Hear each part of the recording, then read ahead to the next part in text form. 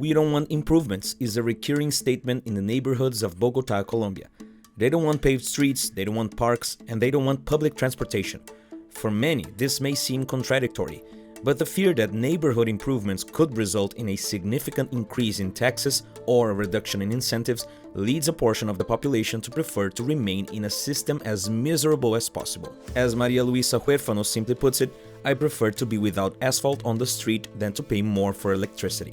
In 1994, Colombia created what we call social strata, a solution to the situation of inequality and poverty experienced in the country. At the time, 40% of the population was at the poverty level. This program gave municipalities the freedom to map their region to identify where the poorest population resided. These areas were subdivided and given a number that could range from 1 to 6, with 1 being the lowest strata. The higher strata were taxed according to their level, and the lower strata received help and support to access necessary basic services, in addition to cultural incentives. The interesting thing about this project is that despite its charitable appearance and aim for equity of opportunities, the parameters used are at least strange. In this project, the decision-making factor for identifying the stratum was never socioeconomic. Here, the income of these families never figured as important information. The key point was where these families lived. By using geographic division as a parameter to identify its population, the government was, in fact, dividing its people. The division of social classes is not new. It has been around since feudalism and can still be seen in the veiled prejudice of the Indian caste system. However, the difference between this system and the Colombian system is that in the Indian caste system, social position and its meaning are defined hereditarily, making social ascension almost an impossible goal. In the case of Colombia, what we see is the formation of social strata, a division based on the sociological concept, social stratification, which seeks to divide individuals based on socioeconomic characteristics and aims at identifying the hierarchical social formation and the drivers of social inequality. The strata were created to identify these risk groups and enable the improvement of the quality of life of these people.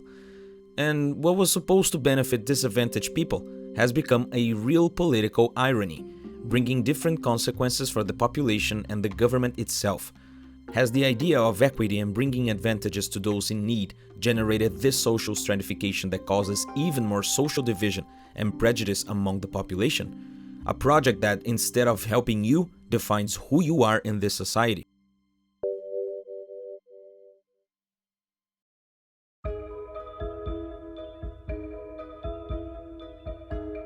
With above 40% of the population below the poverty line in 1985, the Colombian government developed a system to identify these people and thus promote equity in public services for this population, such as water, electricity, and gas. This was considered a revolutionary move. The idea of creating a system of solidarity by having the more fortunate pay for the public services of the less fortunate signified the fight for equity in obtaining basic necessity services.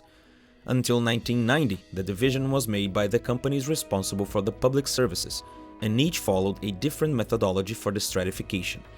This prevented a correct comparison of the regions and a poor distribution of subsidies.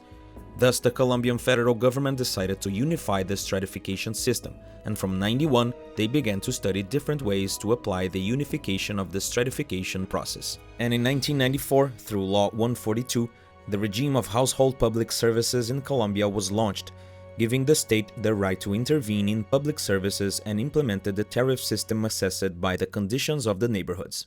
But to make this division and identify these people, the Colombian government used a geographical system, identifying neighborhoods with less infrastructure.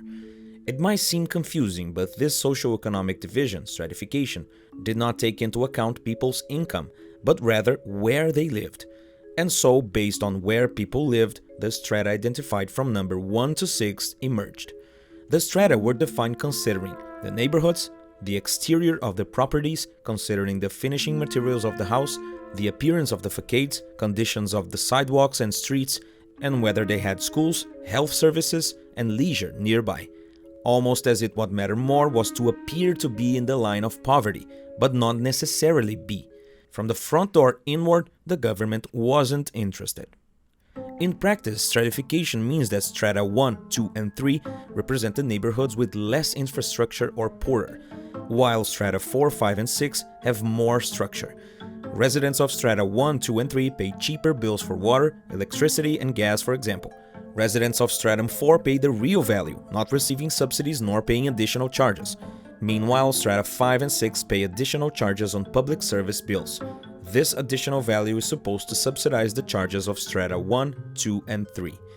In 2021, in Medellin, the second largest city in Colombia, the electricity bill was charged 60% less for stratum 1, 50% for stratum 2, and 15% for stratum 3, while having an additional 20% for strata 5 and 6. Only stratum 4 paid the actual value used. The stratification was up to the city halls, which were responsible for the division and transfer rates, as well as the dissemination of results. For this, in 2002, the law is complemented by the creation of the Permanent Commission for Stratification of the Municipality or District, which should be formed by each city hall composed of representatives of public service companies, the community, and having the city hall as the technical secretariat, with the function of dealing with supervision, conducting studies, and issuing results. The committee can also review stratum revision requests made at the city hall. By law, anyone can request a stratum revision of a property or condo directly at the city hall, which has up to 60 days to evaluate and respond to the request. If denied, the request can be appealed to the committee, which also has 60 days to respond. Because the classification was made by city halls, the characteristics of the same stratum can vary greatly from one city to another. A neighborhood in stratum 3 might be wonderful in one city and not so great in another, while a stratum 6 might be exceptional in one city or have the same or even fewer benefits than a stratum 5 of another city. Some small cities might not even have a stratum 6. In the beginning, when the project was created, this system sought to assist with the payment of water, gas, and energy rates. However, over the years, the strata began to make a difference in the payment of all types of services in the country, and especially in how Colombians themselves viewed their compatriots.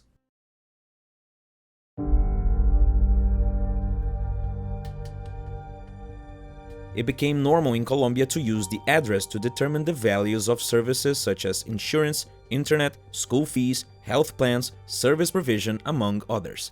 The strata began to determine the cost of living for citizens. Even the markets are influenced by the strata. The difference in product prices is visible when compared with the neighborhood in which they are located. In a monthly supermarket purchase, a person from a lower stratum would pay 145,616 Colombian pesos, and a person from higher strata would pay 197,475 Colombian pesos for the same purchase, a final variation of 30% representing 52,000 Colombian pesos more at the end of the purchase. In 2020, the price variation per square meter of a property in the city of Bogotá varied between 2.9 million pesos for properties in locations of stratum 1 and could cost up to 6.6 million for location of stratum 6, a difference of almost 4 million Colombian pesos, more than a subsidy for those who need it, a system that burdens those who manage to ascend. The cost for the installation of a plan with telephone, internet, and TV in 2021 in Medellin, the second largest city in Colombia, for strata 1 and 2 was 113,900 Colombian pesos, for stratum 3, 123,900, for stratum 4, 138,900, and for strata 5 and 6, 161,900 Colombian pesos, a difference of 48,000 pesos, or approximately $11.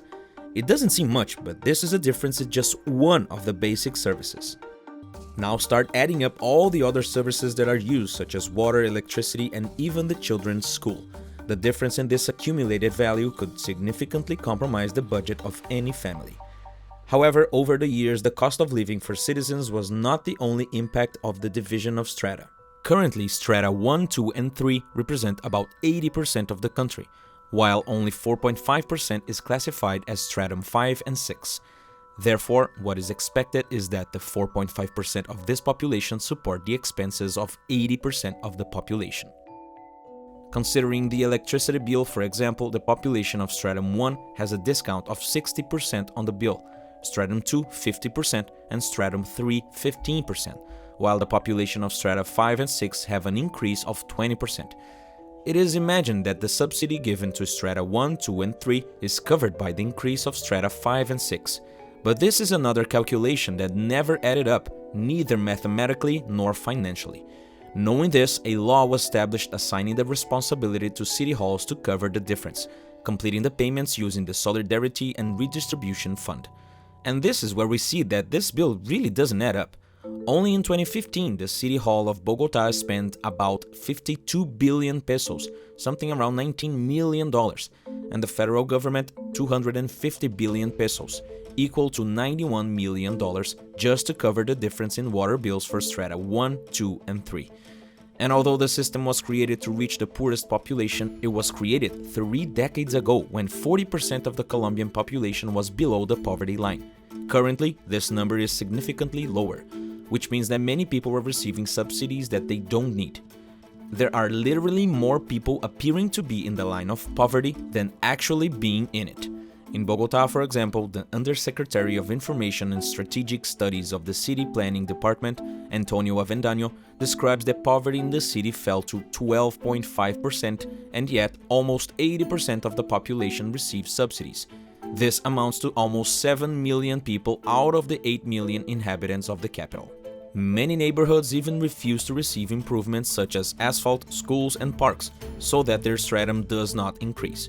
Not to mention the countless people who could live in higher strata but choose to live in lower strata to receive subsidies. After all, the strata were never defined by income, but by geographical location. So, if the goal was to decrease social inequality, this did not happen.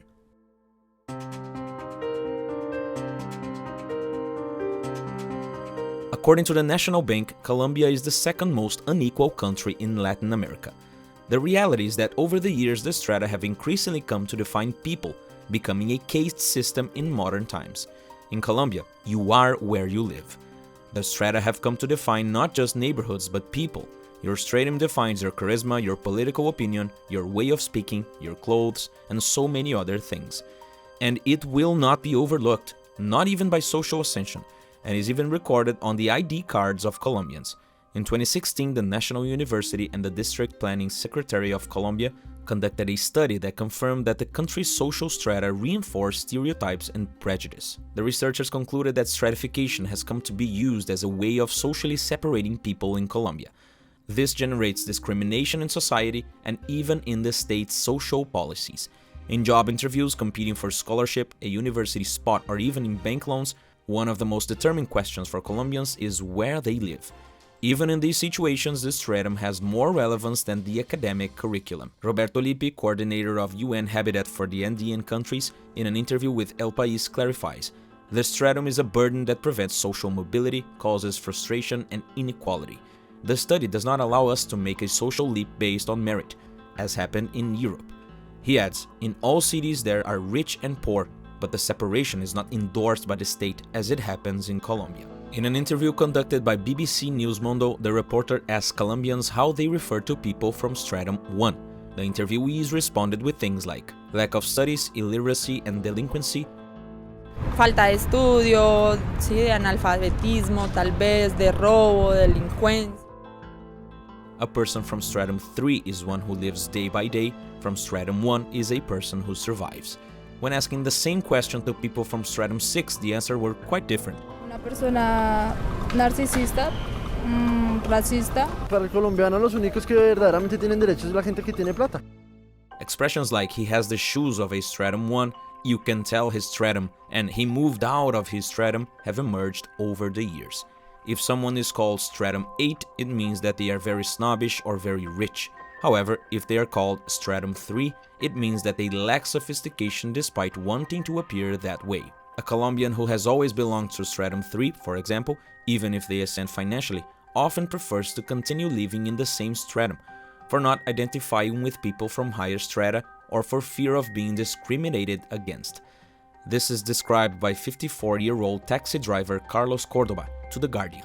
I earn a lot of money, I could live in the north, but I don't want to pay. Strata 4 and 5 are boring, since fewer people dance, drink, party, and fight. Beyond social prejudice, the strata reinforce the segregation of the low-income population. With urban growth, some neighborhoods that once belonged to Stratum 1 can very well become a Stratum 6 over time. But just think, imagine that you bought a piece of land many years ago, somewhat remote, where there was nothing. Over the years, you see the surroundings develop. It develops so much and becomes a stratum 6. However, your income doesn't change much. It remains almost the same as before, while your bills have increased and now that place has become unviable to live. You are forced to move to a lower stratum. This forces people with lower incomes to concentrate in more dangerous areas and further away from the center. And if the goal was to bring social policies to these places, the effect became the opposite, since the population refuses to receive improvements, fearing losing this subsidy. So these neighborhoods continue without asphalt, without bus stops, without daycares and schools. But as the stratum became a social stigma, not everyone who loses the condition to live in a stratum 6 moves. This population was called the vergonzantes, the ashamed in English, and it names the hidden poverty in many cities of Colombia. Vergonzantes are used to classify people from strata 5 and 6 who had a good economic position but due to numerous factors now suffer from unemployment and poverty. This population lives hidden, ashamed of not being able to sustain the life they had. They hide their true condition, and many refuse to change houses or more specifically strata. What do you think about this topic of the caste system in Colombia? Leave a comment below. Caste system has its problems, no doubt. But what's worse than that is what happened to Greece, that had one of the biggest crises the modern world has seen. So to understand that and how's the situation today, click on this video that's on screen right now. I'm sure you'll enjoy it. That's it for this video. I'll see you on the next one.